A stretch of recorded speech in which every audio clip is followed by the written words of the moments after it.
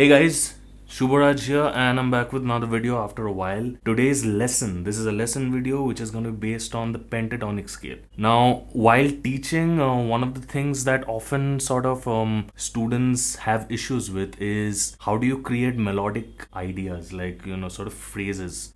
One of the most common ways of going about it is really learning a bunch of licks based on certain scales, chords, chord progressions that you're sort of used to or you want to work on, etc. Another way can be, you go the whole theoretical route. You understand your harmonic functions, you understand how chords are built, how scales are made, learn a bunch of jazz standards to learn to play over changes. All that aside, today we're going to talk about one of the methods which you can use to really not sound like a complete noob, at least when you're just starting off with improvisation, and that is taking the humble minor pentatonic scale and creating some phrases out of it. I think the whole idea of how to create phrases is really not the question you want to ask, but rather it's more of like, what can you do to create phrases? So I'm going to show you a few ideas that I show some of my own students, some of my private students, and the rest is up to you. You want to embellish it, you want to change it, you want to transpose it, the sky's the limit. Anyway, firstly, we're gonna do this in the key of G. Now, before I go any further, I am using my FGN NCLS30 RPF. I think I got it right. Anyway, this is from the Neoclassic series, and this is an LP style guitar, clearly. We got the Seymour Duncan whole lot of humbuckers set over there. I'm on the bridge pickup, no coil tap, and I'm going through my Laney CUB Super 12 combo. I have my volume at 2. I have my gain at around 6, so it's like sort of on a breakup point. EQ is 12 o'clock, reverb is around 5, and there's no boost. So yeah. Oh, and I'm running in the 1 watt mode because I live in an apartment and I don't want to give people a heart attack. Anyway, that's my tone, right? So now, the G minor pentatonic scale is what we're gonna start with. Right?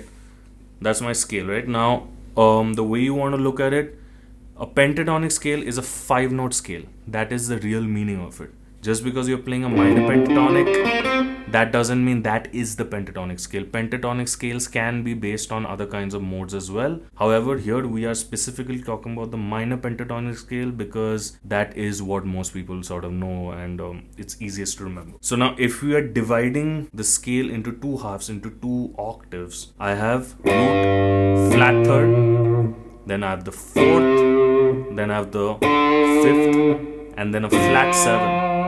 And I'm back to the root. Okay, so root, flat third, 4, 5, flat 7, and back to the root. Okay, now same thing up an octave. If you want, you can shift the whole shape here, but I would suggest try the other way and actually try to find the notes. So again, root, flat third, 4, 5th, flat 7, and root. And if you want, you can just play another flat third here. Now, because guitar players are fairly lazy, we try to sort of remember it as minor third, major second, major second, major second, minor third, and minor third. And you have a pretty easy to remember shape. Like I already said, I suggest you go the harder route and try to figure notes out. You will thank me later. But let's say you don't want to go that route. What we are going to do is you definitely have to remember this scale, the shape of this particular scale. Because if you don't remember that, it makes no sense for you to even watch this video. So let's start with the first one, which is going to be the easiest phrase out of the lot. And that is root, a slight bend on the flat third, and then back to the root. So we got... And you got like a very typical sort of blues and blues rock kind of idea. Now you can do this here as well. 1 octave lower. Another octave lower. Right. So now another thing I would suggest is when we are like, while we keep talking about these little phrases, right? You should also try playing these different phrases in different positions on the fretboard and in different octaves, just because that will help you learn the fretboard better. The whole idea of, demystifying a fretboard is really about practice. If you don't practice, you're not going to demystify it. Anyway, so first one. Now, another part of playing the guitar is the expressiveness, right? Now, the guitar is a very expressive instrument. You have strings, you have your hands, you have your fingers, etc. You have a pick, you have your, fingers, whatever be the case. Since these are strings that are vibrating and you have full control over it, you can add a lot of dynamics, and these dynamics really translate into making your phrases sound more musical and more human, right? For example, now let's say I want to make it a little bit more dynamic. I'm bringing down my volume knob a little bit, so I just brought down the gain a little bit from the guitar, and I have, so that just cleans it up. And then verses, and then the next step is you sort of try and embellish these kind of things. It's really like speaking. Like, let's say you have learned to say, "Hey Joe," right? The Jimi Hendrix song, whatever. You can say it like, "Hey Joe," or like, "Hey Joe," or like, "Hey Joe," whatever, right? So it's really like that. You're taking these phrases as sort of a sentence, and then you're sort of trying to deliver it in different ways to create more dynamics for yourself. And these dynamics is what sort of makes you speak through the instrument. I can do that.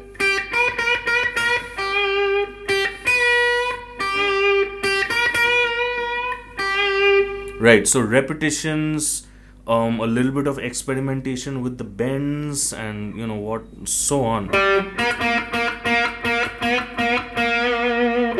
Right, and now if you notice, I'm not even really bending much. It's really like a micro bend. It's not even a half step, right? A half step would be, what I'm doing. So it's just like somewhere in between a half step and no step, unison. Anyway, so that's one of the things, right? Now let's go for another kind of phrase. Another kind of phrase can be something like, let's say if we take the top part of the scale, which was, right, what if instead of playing it like that, what if we do it, right? So the ending part of that phrase is the first phrase. So you see how automatically you're creating phrases which make sense, and it really makes you sound musical. It sounds matured, right? Now let's try to embellish that sort of phrase a little bit here and there.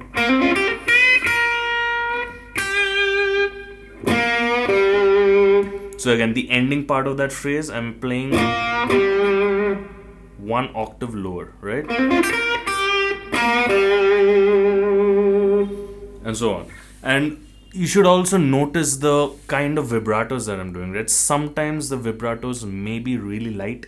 Sometimes you want to add more aggressive vibratos. All of them will have a fairly different sound from each other. Like versus,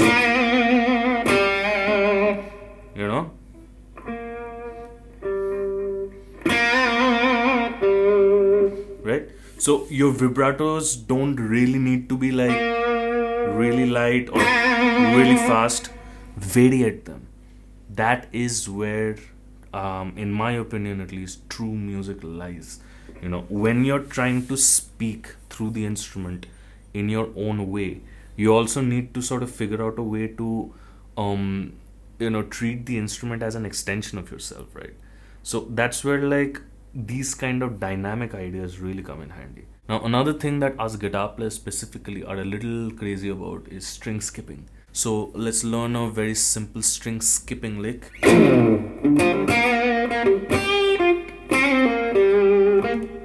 Right, so we got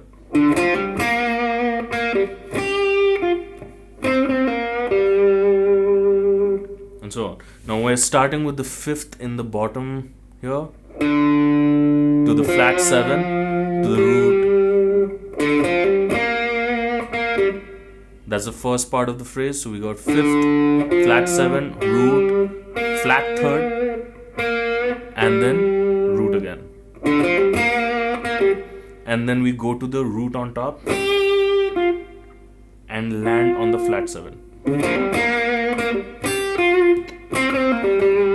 And then we're ending the whole phrase with this little short idea where I'm slightly bending the 4 and then going to the flat 3, slightly bending that, and then landing back on the root. So, and you see how like it can be simplified to quite an extent, right? Now let's talk about why guitar players or musicians in general still find it hard to create phrases. It's because you have to understand that improvisation is composition in the moment, right? Which also means that before you learn to improvise, you have to learn to compose, right? For me, I had spent quite a lot of time not socializing, and instead I have really just sat at home and worked out little phrases like that, studying scales, studying Messiaen modes of limited transposition, studying a little bit of atonal harmony, studying the Coltrane changes, the idea behind that, studying a little bit of Barry Harris, a little bit of Hindustani classical. And the thing is, like, when you see these different perspectives, you realize that these are really different ways of achieving the same thing, but because they are different ways, you end up sounding different. However, you are still sort of making music. The whole idea is creating melody while you're working with rhythmic ideas. It's a combination of both, and then you're adding more dynamic ideas to make them sound more human. Anyway, I think we're getting a little too philosophical here, so let's take a step back. You can directly rip off these phrases and try playing that over a backing track of some sort, or you could create your own based out of what I just did, the way I just went about it, and hopefully you're gonna come up with something of use for yourself, right? And I hope you do, because that's really why I'm making this video, so that I can help you in any way. If you're looking for private lessons for guitar, even bass, a little bit of singing, music theory, improvisation, composition, musical philosophies, that's the kind of stuff that I work with. That's the kind of stuff that I teach, freeform improvisation, etc., solo guitar, a little bit of jazz improvisations, blues, some rock and roll, a little bit of fusion, etc. Anything and everything that I've learned, anything and everything that I keep learning, that's what I teach. If you are interested in learning from me, my details are in the description below. If you're interested in getting any of these instruments or checking them out, I'm going to add a link to Vibratos music below, and you can check them out. I'll also add links to their website. You can check these out as well. These are really great units. I am yet to put out a user's review of this guitar, but you can find a review of this. Just go through my channel, or I'll just add a link below as well for this amp as well. If this video was helpful to you, please consider liking the video and subscribing to the channel as well. And a comment would also be nice. When you comment, I get to reach more people, I get to help more people, and yeah. So thank you again for watching the whole video, and I hope you got something out of this. I will see you in the next video again soon-ish, I guess, whenever I get the time to make more videos. And yeah, keep playing, keep living, keep enjoying, and play like you mean it. I'll see you. Bye.